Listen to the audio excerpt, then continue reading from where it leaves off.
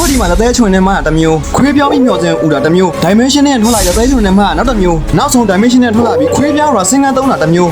စားတယ် automate ၄မျိုးအပြင်မှာသွေးရောက်လွှမ်းနေတဲ့ဝင်ပလေကြီးကိုစီးပြီးတော့ base ဆက်ထွက်တဲ့ animation တွေတာဝါချိုးလိုက်ပေါ်လာမယ်ဖန်သားနေရတဲ့သွေးလာဝင်ပလေကြီးတွေနောက်ဆုံးဒီကျွတ်ထနေတဲ့ portrait ကြီးပါနေတဲ့ဒီ skin ကသွေးဖောက်အောင်တက်နေပါပြီ in game မှာစမှုဖြန့်ဖြည့်သိချင်တဲ့သူများအတွက်လည်းစမ်းပြထားသေးတယ်